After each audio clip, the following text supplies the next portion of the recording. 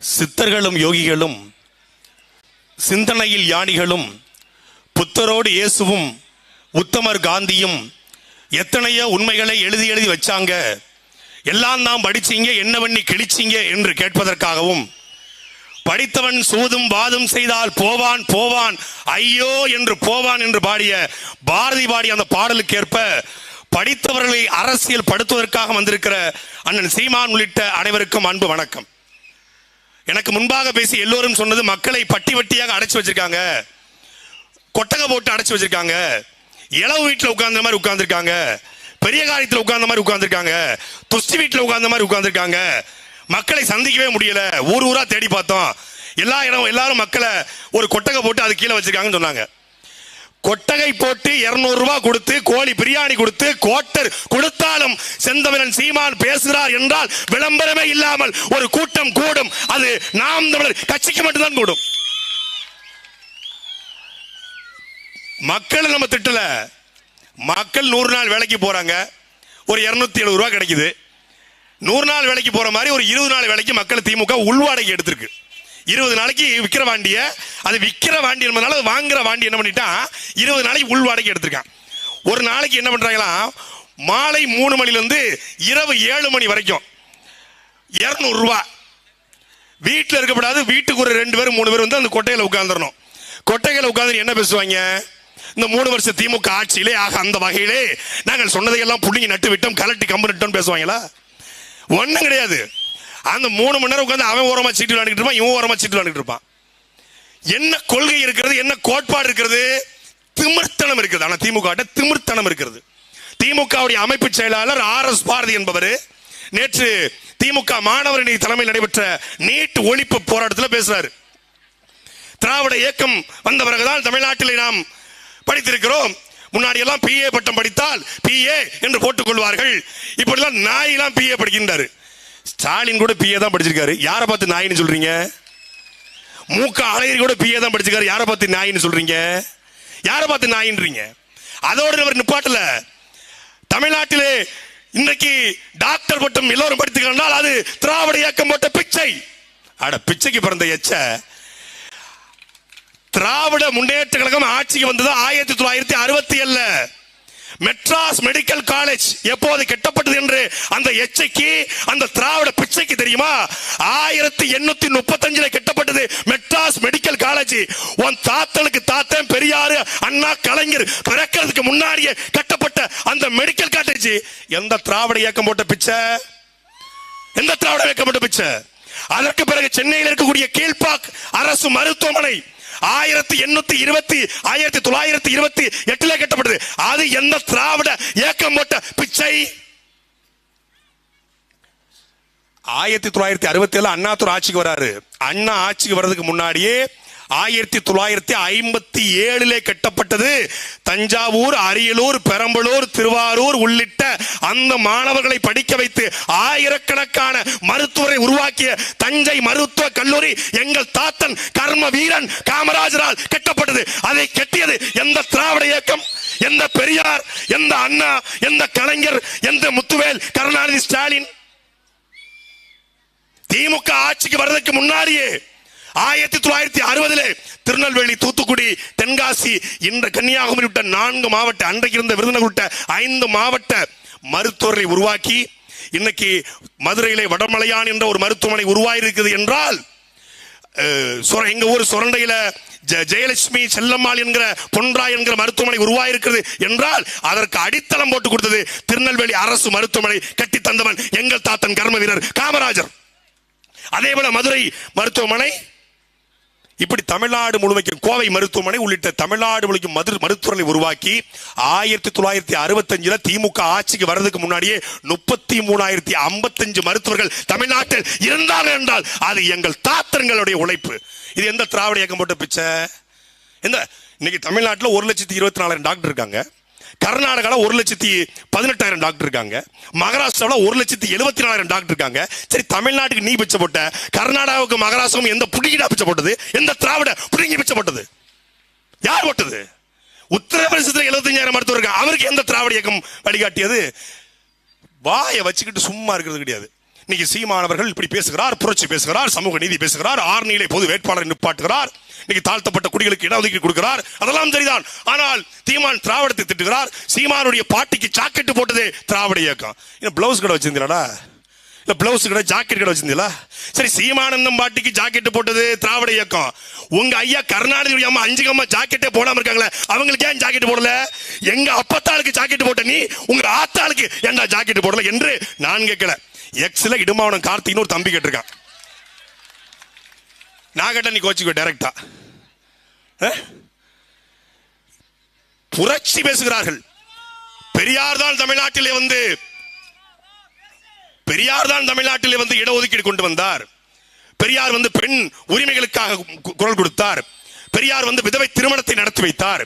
பெரியார் வந்த பிறகுதான் ஆலய நுழைவு தமிழ்நாட்டில் நடைபெற்றது. ஒடுக்கப்பட்ட தாழ்த்தப்பட்ட மக்கள் சாலைகளில் நடைபெற முடியாமல் இருந்தது, அது கொடுத்தது பெரியார் என்று இவர் சொல்றாங்க. பெரியார் பிறந்தது 1979. மரியாதைக்குரிய திமுக உணர்பரப்புகளே, வரலாற்றை தெரிந்து கொள்ளுங்கள். திமுக கூட்டத்துக்கு போனா இதை பேச மாட்டான். முத்துவேல் கருணாநிதி ஸ்டாலின் வாழ்க, உதயநிதி ஸ்டாலின் வாழ்க அப்படின்ட்டு போவான். ஆனால் வரலாற்றை தெரிந்து கொள்ளுங்கள். பெரியார் பிறந்தது 1979. பெரியார் பிறக்கிறதுக்கு முன்னாடியே இங்க பெரியார் எதையெல்லாம் செய்தார் என்று சொல்கிறார்களோ அதை ஒருவர் சாத்தியப்படுத்தினார். விதவை திருமணம் கூடாது என்ற இருந்த காலத்திலே விதவை திருமணத்தை நடத்தி வைத்தார். குழந்தை திருமணத்தை தடை செய்தார். அந்த காலங்களில் கணவன் இறந்து விட்டால் மனைவி வெள்ளச்சேலை போட்டு முக்காடு போட்டு மூலையில் உட்கார்ந்து அழணும், இல்லை சதி என்கிற உடன்கட்டை ஏறுதல்ல மனைவியும் செத்து போடும். அப்படி இருந்த பொழுது ஒரு கணவன் இறந்து விட்டால் கணவன் இறந்த போதே மகசூலாக இருக்கிற கர்ப்பமா இருக்கிற அந்த பெண் குழந்தையை பெற்றெடுக்க கூடாது. அப்படி குழந்தையை பெற்றெடுக்க கூடாது. அந்த பெண் பெற்றெடுத்தால் அவளோடு சேர்த்து குழந்தையும் கொள்கிற ஒரு குடும்பம் இருந்தது. அப்படி பெற்றெடுக்கிற அந்த பெண் அந்த விதவை தாய்மார்களை அழைத்து வந்து அவர்களுக்கு தனி வீடு கட்டி மருத்துவமனை கட்டி அந்த பிள்ளைகளுக்கு பேர்காலம் விட்டு அந்த பிள்ளைகளை வளர்த்தெடுத்த ஒரு தலைவன் இந்தியாவில் மகாத்மாக்கு முன்னாடியே மகாத்மா என்று அழைக்கப்பட்டவர், பெரியாருக்கெல்லாம் பெரியாராக இருந்தவர், மகாராஷ்டிராவை சேர்ந்த சோதிராவ் பூலே என்கிற அந்த ஆகச்சிறந்த சமூக நீதி புரட்சியாளன் சோதிராவ் பூலே. பெரியார் பிறகு முன்னாடி சோதிராவ் பூலே. சோதிராவ் பூலே போட்ட வழியில தான் இந்த பெரியாரு, இந்த அண்ணா, இந்த கலைஞர் இவங்க எல்லாம் டிக்டாக், அதாவது சீமானன் வீடியோவை டிக்டாக் பண்ணுவாங்கல்ல, அப்படி சோதிராவ் பூலேவுக்கு டிக்டாக் பண்ணுவாங்க, டப் ஸ்மாஷ் பண்ணுவாங்க, அவ்வளவுதான். அதுக்கு முன்னாடியே எங்களுடைய தாத்தன், இன்னைக்கு நாங்கள் வந்து பறையர்னு சொன்னா நீங்க வந்து நாங்கள் பறையர்களை அடக்குமுள்ள மீட்டெடுத்தோம்னு சொல்றான். பறையர் என்பது தாழ்ந்த சொல்லைகள்லாம் உங்களை யாராவது பறையர் என்று தாழ்த்தினால் ஆமாண்டா நான் பறையண்டா என்று நிமிர்ந்து நில் என்று சொன்னது எங்கள் தாத்தன் ரெட்டமலை சீனிவாசனார். பெரியாருக்கெல்லாம் பெரியார். தமிழன் என்ற நாளில் நடத்தி அன்னைக்கு ஒடுக்கப்பட்ட சமூகத்தில் பிறந்து படித்து பட்டம் பெற்று ஒரு நாளிதழை நடத்தியவன் எங்களுடைய தாத்தா அயோத்திதாச பண்டிதர் என்கிற அந்த மாபெரும் மகான் சமூக நீதி போராளி. எல்லாத்தையும் மறைச்சிட்டு பெரியாரு அண்ணா ஏண்டா ஊராம்பிள்ளைக்கு ஏண்டா நீங்க இன்சில் போடுறீங்க? ஊராம்பிள்ளைக்கு எது நீ இன்சில் போடுற? திராவிட இயக்கம் போட்ட பிச்சை. சரி, எங்களெல்லாம் படிக்க வச்சு திராவிட இயக்கம். RS பாரதியை படிக்க வச்சு எந்த திராவிட இயக்கம்? RS பாரதி படிச்சதே சென்னை மெட்ராஸ் யூனிவர்சிட்டி. அது 1835 வெள்ளக்காரனால் கட்டப்பட்டது. அப்போ வெள்ளக்காரன் போட்ட பிச்சை தான் இந்த RS பாரதியுடைய படிப்பு. அப்படி சொன்னா நல்லா இருக்குமா? என்பதற்குரிய மக்களை, திராவிட இயக்கம் போட்டது பிச்சை அல்ல. கருணாநிதி என்ற 5000 பேர் கூட இல்லாத ஒரு குடும்பத்தை சார்ந்த ஒருத்தரை 5 முறை தமிழ்நாட்டில் முதலமைச்சராக்கியது தமிழர்கள் போட்ட பிச்சை. அகர முதல எழுத்தெல்லாம் ஆதிமகன் முதற்சியை உலக என்று ஒழுங்காக பேச தெரியாத ஆக அந்த வகையில் ஆகர ஆக புகர ஆக அந்த வகையில இழுக்கெல்லாம் என்று பேசக்கூடிய, திருக்குறள் கூட தெரியாத, தண்ணி மேல லாரி ஏற்றக்கூடிய, ஹைட்ரோ கார்பனுக்கு ஹைட்ரோ பைட் என்று சொல்லக்கூடிய, பாலியல் பலாத்காரத்துக்கு பாலியல் பலகாரம் என்று சொல்லக்கூடிய ஒரு தத்தியை தமிழ்நாட்டு முதலமைச்சராக மாற்றியது தமிழர்கள் போட்ட பிச்சை. விளையாட்டுத்தனமாக தெரியக்கூடிய ஒருத்தரை விளையாட்டுத்துறை அமைச்சராக மாற்றியது தமிழர்கள் போட்ட பிச்சை. இன்னைக்கு வேட்டி சட்டை கட்டிட்டு ஃபார்ச்சுனர் கார்ல, ஹம்மர் கார்ல, ரெட் சேர்ந்து மேக்னா மூவிஸ், கிளவுட் 9 மூவிஸ், 5 பிக்சர்ஸ் அப்படின்னு விதவிதமான கார்ல பாருன்னா ஒட்டுமொத்தமான எங்கள் தமிழால் போட்ட பிச்சை இந்த திமுக. எங்க அக்காலாம் காளியம்மா வருத்தப்பட்டாங்க, எல்லாரும் வருத்தப்பட்டாங்க. மக்களை அடைச்சு வச்சிருக்காங்க. யாருக்கு அடைச்சு வச்சிருக்கான்? ஓட்டு கேட்டு போற நாம் தமிழ் பிள்ளைகள் வந்து ஊருக்குள்ள போறதுக்கு கஷ்டப்படுவாங்கன்னு சொல்லி மொத்தமா உட்கார வச்சிருக்கான். எங்களுக்கு ரொம்ப ஈஸியா இருக்கு, இப்போ மொத்தமா கேட்டு வர்றோம். தனித்தனியா போய் எங்களுக்கு வந்து இந்த ஒரு படத்துல சத்யராஜ் சொல்லுவாரு, ஆமா எனக்கு ஒரு டஸ்ட் அலர்ஜி, நீ வந்து தாலியை கட்டிட்டு நான் கூட்டு போயிடுவோம் பரல, அது மாதிரி நீ மொத்தமா உட்கார வச்சு நாங்க வந்து ஓட்டு கட்டுறோம். பேசிக்கலி வி ஆர் சோம்பேறி, நீ வந்து உட்கார வச்சிரு. ஏண்டா நெருப்பை குப்பையை போட்டு மூட முடியாது. மானம் உள்ள தமிழர்களை நீ எந்த காசு கொடுத்தும் வாங்க முடியாது. வாங்கிட்டு இருக்கிற காசு இருக்கு பாரு, உனக்கு காசு, அந்த காசு இல்லைன்னா திமுக காரன நாய் கூட, கோபாலபுரத்து நாய் கூட மதிக்காது. ஆனால் தமிழ்நாட்டு அரசியலில் பணம் கொடுக்காமல் 36 லட்சம் வாக்குகளை பெற்ற ஒரே கட்சி அது நாம் தமிழர் கட்சி மட்டும்தான். இப்போதும் சொல்றோம், நீ பணம் கொடு, நீ புடவை கொடு, நீ கொலுசு கொடு, நீ குக்கர் கொடு, நீ நட்டுக்குள்ள மூக்குத்தி வை, நீ என்ன வேணாலும் வை. ஆனாலும் நாம் தமிழ் கட்சி இந்த விக்கிரவாண்டி சட்டமன்ற தேர்தலில் மான தமிழர்கள் வாக்குகளால் அடுத்த கட்டத்தை நோக்கி பாயும். ஸ்டாலினுக்கும் இந்த ஆல்பர்ட் நோபல் ஒருத்தருக்காருங்க, இது மட்டும் சொல்லி முடிச்சிடுறேன். ஆல்பர்ட் நோபல் ஒருத்தருக்காரு, உங்களுக்கு தெரிஞ்சிருக்கும், நோபல் பரிசுடைய தந்தை. அவரை வந்து உலக சமாதான தூதுவர்னு சொல்றாங்க. அவரை சமாதான தூதுவர்னு சொல்றாங்க. ஏன் அவரை சமாதான தூதுவர்னு சொல்றாங்கன்னா, நோபல் பரிசு கொடுத்தாரு. 1000 கோடி ரூபாய் மதிப்பிலான பணத்தை தன்னுடைய உயிரை எழுதி வச்சாரு. அவர் உயிர் எழுதுக்கு முன்னாடி ஒரு கதை இருக்கு. இந்த ஆல்பர்ட் நோபல் டெட்டர்னேட்டர் என்கிற வெடிமருந்து பொருளை கண்டுபிடிக்கிறார். இவர்தான் டைனமைட் என்கிற வெடிபொருளையும் கண்டுபிடிச்சாரு. உலகத்துல எல்லாரும் வால் சண்டை போட்டுக்கிட்டு இருந்தா, வேல் சண்டை போட்டுக்கிட்டு இருந்தா, கத்தி சண்டை போட்டுக்கிட்டு இருந்தா, அவனவன ஒன்னொன்னு வெட்டிக்கிட்டு இருந்தான். ஆனா அந்த டைனமைட் என்கிற அந்த வெடிபொருள் கண்டுபிடிச்ச பிறகுதான் வெடிகுண்டு செஞ்சு எல்லாரையும் கொல்றான். கத்தி சண்டை போட்டுக்கிட்டு இருந்த மக்கள், வால் சண்டை போட்டுக்கிட்டு இருந்த மக்கள் குண்டு தயாரிச்சு வெடிக்க ஆரம்பிக்கிறான். மக்கள் கொத்து கொத்தா சாகுறான். அப்ப மக்கள் எல்லாரும் கொதிக்கிறான், யாரா இவன் இந்த வெடிபொருளை கண்டுபிடிச்சது? யாரு? இந்த ஆல்பர்ட் நோபல்.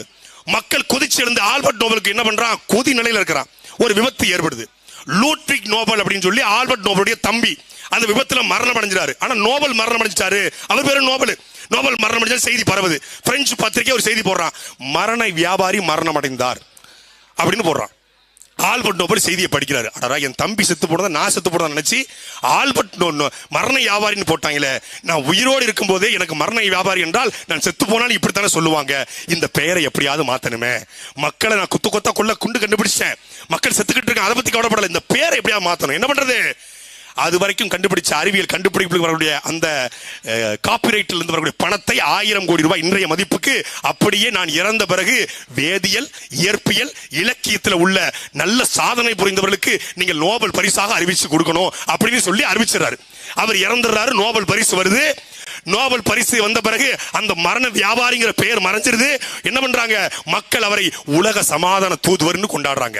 அப்படித்தான் என் அன்பிற்குரிய மக்களே, கள்ளக்குறிச்சியில கள்ளச்சாராயத்தில் செத்து போன 62 பேருடைய மரணத்தை மறைக்க அந்த மரண வியாபாரி ஸ்டாலின் 10 லட்சம் கொடுக்கிறார். எப்படி நோபல் பரிசை கொடுத்து நல்ல பேரை வாங்கினாரோ நோபல் 10 லட்சம் கொடுத்து நல்ல பேர் வாங்க பார்க்கிறான். இல்லத்தரசிகளுக்கு 1000 ரூபாய், மகளிர் உரிமை தொகை, மாணவர்களுக்கு உரிமை தொகை, தாயுமானவன் திட்டம் என்று 1000 ரூபாய் கொடுத்து தான் செய்த தவறுகளை, தமிழ்நாடு முழுக்க கொள்ளையடிச்ச கனிம வளத்தை, ஆத்து மணலை, குடும்பமாக கொள்ளையடிச்ச பணத்தை மறைக்க, ஊழலை மறைக்க, குடும்ப ஆட்சியை மறைக்க 1000 ரூபாய்.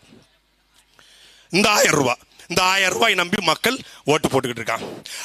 மரண வியாபாரிக்கும் இந்த சாராய வியாபாரி ஸ்டாலினுக்கும் எந்த வித்தியாசமும் கிடையாது. இவர்களை இந்த தமிழர் நிலத்திலிருந்து அப்புறப்படுத்த வேண்டிய நேரம் நெருங்கிவிட்டது, காலம் நெருங்கிவிட்டது. அதுக்கான ஒரு அச்சாரமாக இந்த தேர்தல் இருக்க போகிறது. கோடி கோடி அவன் கொட்டி கொடுத்தாலும் எங்க வாக்காளர்ல ஒன்னால ஒரு 100 கோடி ரூபாய் கொடுத்தாலும் நாம் தமிழ் சேர்றேன், வேற கட்சிக்கு ஓட்டு போட மாட்டான்.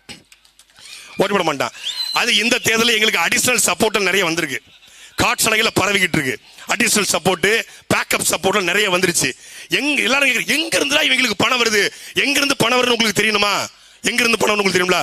donate.namtamil.org ஒவ்வொரு தமிழரும் உழைக்கிற பணத்தை கொடுக்கிறான். உழைக்கிற பணத்துல நடத்துகிற கட்சி அது நாம் தமிழர் கட்சி மட்டும்தான். இந்த கட்சிக்கு மான தமிழர்கள், இதே அந்நியூரில் வாழ்கிற மான தமிழர்கள், நீங்கள் அந்நியராக கூடாது. நீங்கள் எங்கள் ஆட்கள், எங்களுக்கு ஓட்டு போடுங்க, மைக்குக்கு ஓட்டு போடுங்க. நன்றி, வணக்கம். அடுத்ததாக